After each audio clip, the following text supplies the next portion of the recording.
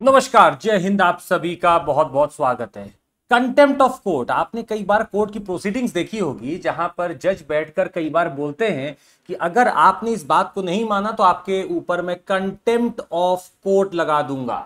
तो क्या ये कंटेम्प्ट ऑफ कोर्ट हमारे संविधान में लिखा हुआ है? जी हां। अगर आप आर्टिकल 129 पढ़ते हैं और आर्टिकल 215 पढ़ते हैं तो आर्टिकल 129 में सुप्रीम कोर्ट को साफ साफ लिखा हुआ है कि सुप्रीम कोर्ट के पास ये पावर है कि अगर उसी कोई बात नहीं माने तो वो कंटेम्प्ट ऑफ कोर्ट लगाकर उसके खिलाफ कार्यवाही कर सकता है। सेम पावर 215 का हाई कोर्ट के पास भी निहित है और ये दोनों ही हमारे संविधान के बेहतरीन आर्टिकल्स हैं।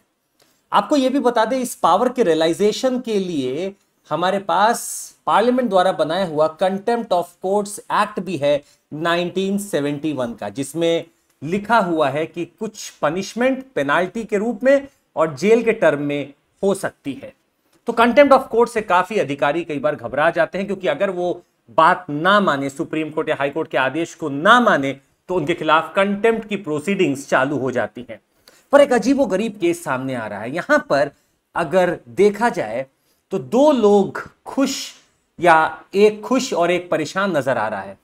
जो खुश है वो है पार्लियामेंट और स्टेट असेंबली, और जो परेशान है, कंफ्यूज्ड हैं, वो है सारे आईएएस, आईपीएस और मिनिस्टर लोग।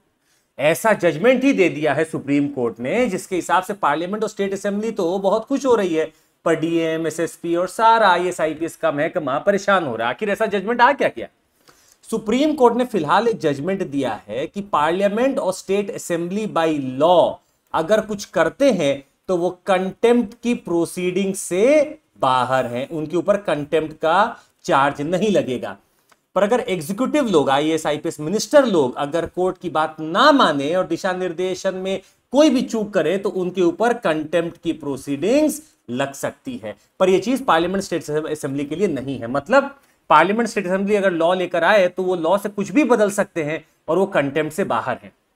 अब आप सोच रहे होंगे ऐसा क्यों जजमेंट आ गया। इससे पहले कि हम आपको आगे ले चले, हम आपको बता दें सर, ऐसी बहुत सारी चीजें जो आप हमारे साथ जुड़कर सीख सकते हैं। मात्र 19,999 में पूरा कोर्स आपको यूपीएससी का मिल रहा है। सीएमसी कोड के साथ जुड़िए और पूरा फायदा उठाइए प्रिपरेशन का। खैर, हम आपसे बात करना चाह रहे थे, 2005 में छत्तीसगढ़ की सरकार ने सलवा जुडूम मनाना चालू किया। ये सलवा जुडूम वहां के लोकल लोग हुआ करते थे जिनको हथियार पकड़ा दिया जाता था, कुछ महीने की ट्रेनिंग देते थे और हथियार पकड़ लेते थे। 2005 में छत्तीसगढ़ ने मुहिम चालू की, किसके खिलाफ? नक्सल के खिलाफ, नक्सलाइट्स के खिलाफ एंटी नक्सलाइट ये ऑपरेशन चालू हुआ, जिसमें सलवा जुडूम काफी अच्छा करने लगा।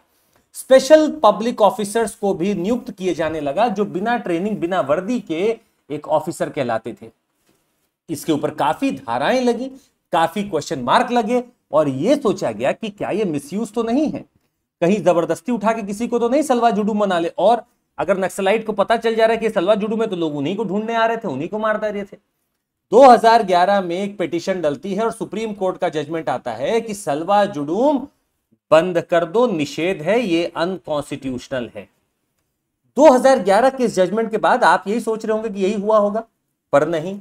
छत्तीसगढ़ की सरकार ने Chhattisgarh auxiliary armed police force act निकाला 2011 का, और सारे जो स्पेशल पब्लिक ऑफिसर थे, सारे जो सलवा जुडूम में रिक्रूट किए गए थे, सबको बोला कि ये रेगुलराइज्ड सर्विस के भाग हैं, ये हमारी रेगुलराइज्ड पुलिस है, जिनको हम Chhattisgarh auxiliary armed police force बुलाते हैं। ये सब अब फोर्स का हिस्सा है। इस बात से काफी लोग नाराज हो गए और 2012 में एक कंटेम्प्ट का प्ली डाला गया। मतलब एक कंटेम्प्ट की प्रोसीडिंग के लिए कि छत्तीसगढ़ की सरकार ने आपके ही ऑर्डर का निरादर किया है। सोशियोलॉजिस्ट और दिल्ली यूनिवर्सिटी के प्रोफेसर नंदिनी सुंदर और बाकी लोगों ने एक प्ली डाला कि क्या ऐसा किया जा सकता है। 2012 की उस प्ली का जवाब आता है 2025 में कि किया जा सकता है। इस केस को डिस्पोज करते हुए 2 जज की बेंच ने बोला कि हां, ऐसा हो सकता है। अच्छा, तो क्या प्रॉब्लम हुई भाई? सुप्रीम कोर्ट ने तो मना कर दिया था, बैन कर दिया था इसको, तो कैसे उन्होंने रेगुलराइज कर दिया? इसका जवाब दिया गया।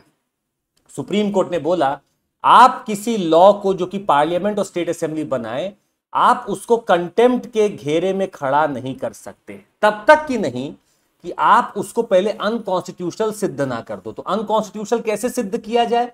आप पहले प्रोसीडिंग उसके ऊपर खिलाफ चलाओ, प्रोसीडिंग चलाओ अनकॉन्स्टिट्यूशनैलिटी की, आप प्रोसीडिंग चलाओ कि ये लॉ गलत है। अगर वहां पे सिद्ध हो जाता है कि ये लॉ गलत है, तो बिफोर कंटेम्प्ट प्रोसीडिंग्स पहले आपको ये सिद्ध करना होगा कि वो गलत है, उसके बाद में आप कंटेम्प्ट में आओ तो अलग बात है।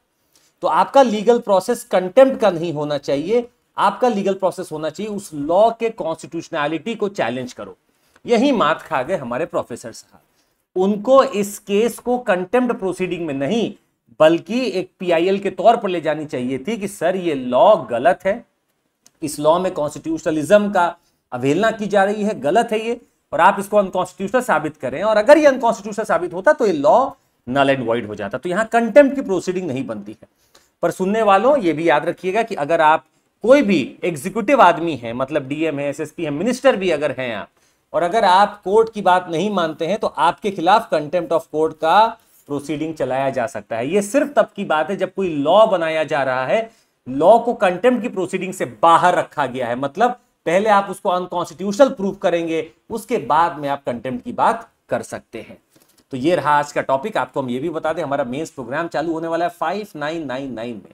हमारे सारे टीचर्स बैठे हैं डेडिकेटेड तरीके से आपको पढ़ाने के लिए। हमारे बैचेस 2027 के लिए आगाज बैच सीएमसी कोड लगाकर आप चालू कर सकते हैं, संभव बैच हिंदी में CMC code, English foundation batch CMC code, और नीव बैच भी सीएमसी कोड लगाकर आप चालू कर सकते हैं। साथ ही मैं आपको बता दें हमारे ऑप्शंस भी चालू हो रहे हैं, जुड़ जाइए, बहुत फायदा होने वाला है आपको। चलिए आज के लिए बस इतना ही, मिलते रहेंगे, बाय, टेक केयर, जय हिंद।